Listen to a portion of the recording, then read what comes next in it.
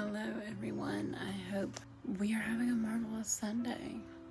This is going to be my January wrap-up that I was supposed to do 2 weeks ago, so enjoy.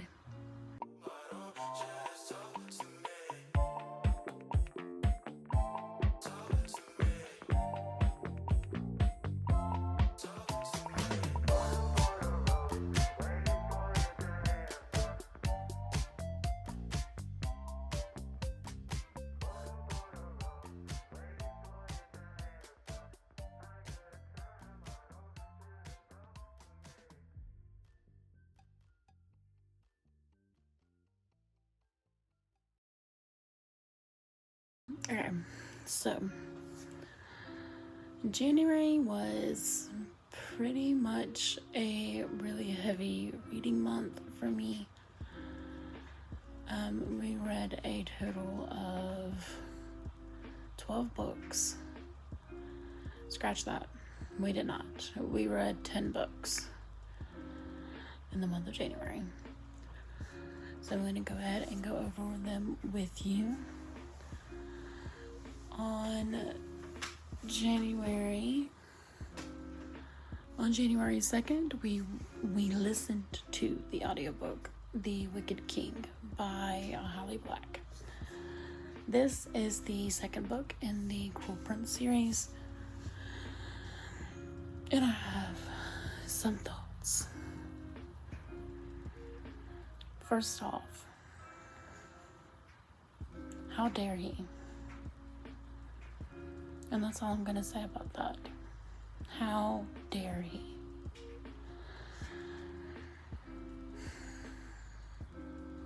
In case I don't want to give away any spoilers with the book, so.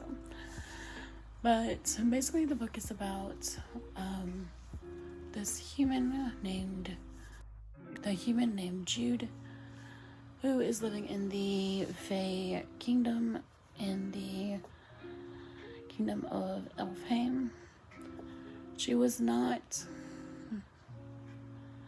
raised there by choice. She did not want to be there.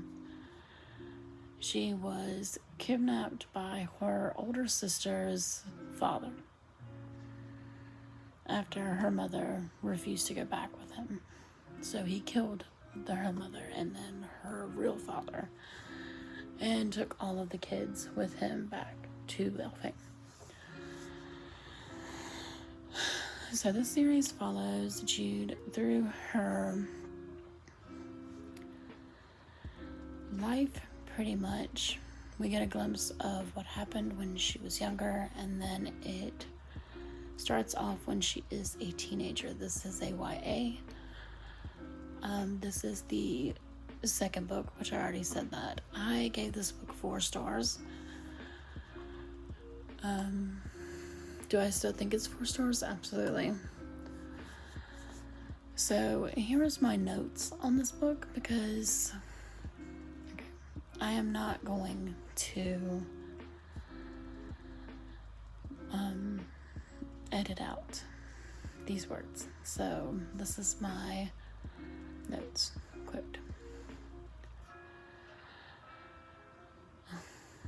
Carden is the bane of my fucking existence at this point. Like, I want to fucking punch his little face in. Poor Jude. I'm so sorry, girly. I had to edit out one part because I didn't want it to be spoilerified. But that was my notes on that particular book, but I still loved it. The next book I read from the Year of Faves. This was a January pick. And it is We Have Always Lived in the Castle by Shirley Jackson. This is a short story. It's not very long. I read this between the 10th and the 16th of January, and I gave it a 3 stars. Now, I'm going to give you a synopsis, basically. So, it takes place in a house that was the site of a mass murder of the family. The only ones that are left are the great uncle, the mother and a daughter, and a cousin that we see every once in a while. Now, the cousin doesn't really talk very much. He's more just there, and mainly just to help with the uncle getting him up and down or whatever. Now, the mother, during the book, is said that, well, I can't really say that because it gives it away. Just read it. It will take you. The audiobook is literally 6 hours long. It's a short story. It's more of a novella than anything, and it's really good. Her mother in the book has a very sweet heart, very caring, nurturing to the daughter. The daughter's name is Mary Cat. She's sweet. She believes that everything that she does to protect her mother and her family and her house, because that's what they hold dear, because it keeps them safe. That's all I can give. That's all I can say, really, because I don't want to reveal any spoilers for you guys. I want you guys to read it. It's really good. Okay, so the next book that I read was The Exit Strategy by Martha Wells. This is the 4th book in the Murderbot series. I have been crunching these books out religiously at this point. And I read that between the 17th and, well, it was on the 17th. Literally listened to it all at one time because they're short stories usually. And that was about 4 hours. They're anywhere between 3 to 4 hours long, an audiobook. And this was a 4 stars.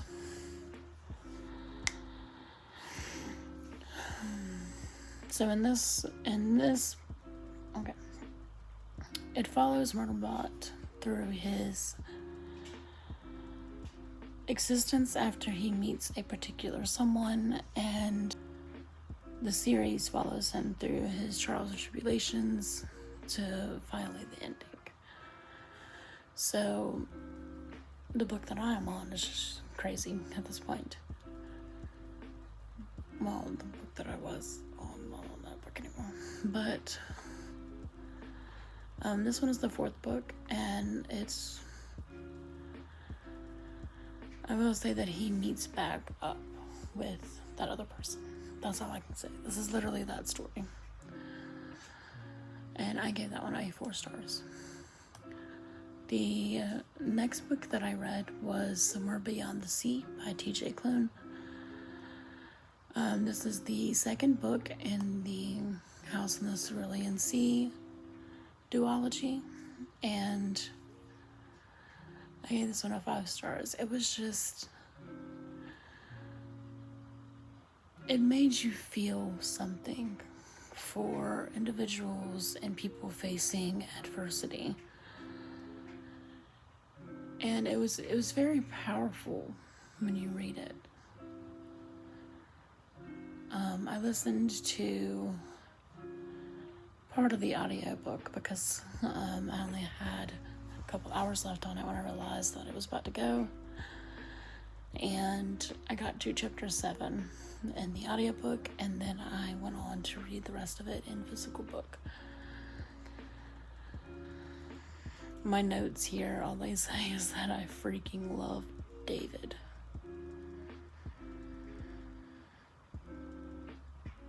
Which I do. I do love David. And I can't really go into any more about it. All I can tell you is that it continues Arthur and Linus's story. If you haven't read A House in the Cerulean Sea, I really strongly urge you to read it. I believe that it is a masterpiece. I love it. It's also a 5-star read for me. And it's Chef's Kiss.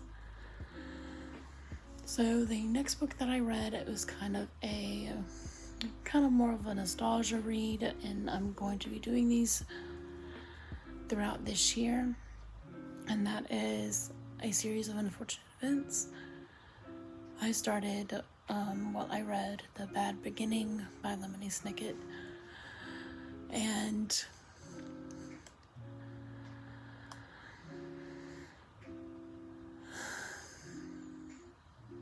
I have to stand by my score, because I'm rating this as an adult. When I was younger and I read them, because these are rereads for me, because I obviously read them when I was younger, there's just things that are just really too juvenile for me, and maybe I shouldn't be rereading them. But don't worry, these scores, I'm not scoring them on Goodreads or anywhere that is documented. These are just my ratings from my books. Like the books that I read, I rate them and I put them in a spreadsheet. I do not physically rate these in Goodreads because, for instances like this, I don't want to bomb a book because of my feelings, basically. So I gave this book a 2 stars, and my note says, it was a cute book. Maybe my score would have been better if I was in the given age of the book. So I even fault myself for reading them in the first place, because I put myself in that position to be disappointed.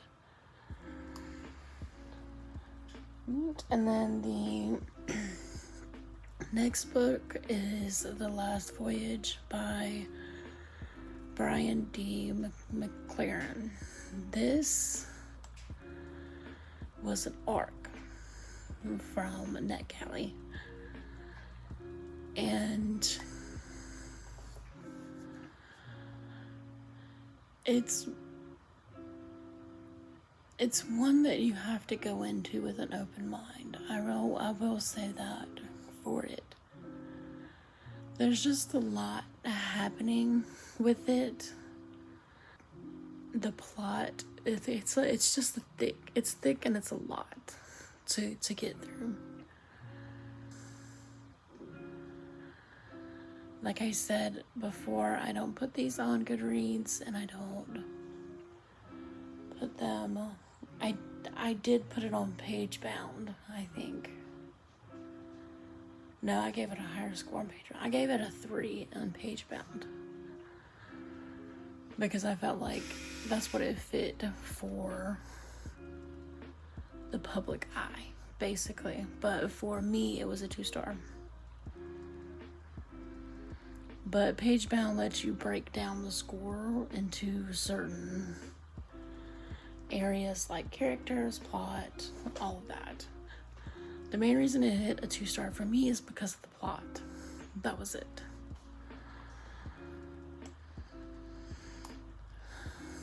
And then I read Under the Oak Tree, which is a graphic novel, but it is a webtoon. I think it's a webtoon turned graphic novel. And I just put the general book author as Namu, which is, it says on the cover of the book that is the book author. So that's who I used. And it obviously got a 4 stars for me. And my note says, I love Maggie. She is the anxious bundle of stress that is so much like me. It is unreal. And that took me an entire month to read it, because I kept putting it down, coming back to it, putting it down, coming back to it. It was just awesome. So the next book that I read is The Frostblood by Blake. And this book was a 5 stars for me. This is the first book in the Frostblood series. And it kept me hooked the entire time. I did listen to this via audiobook, and I feel like the narrator was chef's kiss when it came to this book. And my note literally says, "Oh my God, Ruby is just chef kiss." And this one took me 2 days to read it, on January 29th to January 30th. And then, this is not the last book, but I read A Series of Unfortunate Events, The Reptile Room by Lemony Snickett. And I gave this one 3 stars, because this has always been my favorite book in the series, mainly because I'm a big Snake fan. And this is, I gave it a 3 stars. So, I read that on January 30th and finished it on January 30th. And then the last book that I read in January was The Raven Boys by Maggie Stiefvater. I feel like I am messing that name up, but we're gonna stick to our guns. I gave it 3 stars. Hear me out. Maybe it was the audiobook for me. Maybe I need to read that book physically. But the audio book, and I was warned, it is very dry. But basically we follow first a girl named Blue, who is the non-psychic child of a psychic family. And during her life, the psychic members of her family always told her that her true love she would kill. I liked it, but I feel like I need to return to it, the book. That's why I definitely didn't write this in Goodreads or in, I don't even think I rated it in Pagebound. I didn't rate it in anywhere. Because I feel like that, yes, I listened to the audiobook. Yes, I get the main gist of the story. But I feel like I need to read the book physically to appreciate it more for what it is. So I will definitely be going back to read that book physically. I've never had a book quite like that happen before, but here we are. Right, and that is going to finish up my reads for January. I did read less books in January this year than I did last year, but there's a caveat. I only read 54 books in 2024. Or was it 57? One or the other. One of those numbers. So, if I can stay on the train of 50 books, 10 books a month, then we will have 120 by the end of the year. So we'll see about that. But that is it for the January wrap-up, and I will go ahead and put the list of the books that were in January right here, and I will also link their books down below with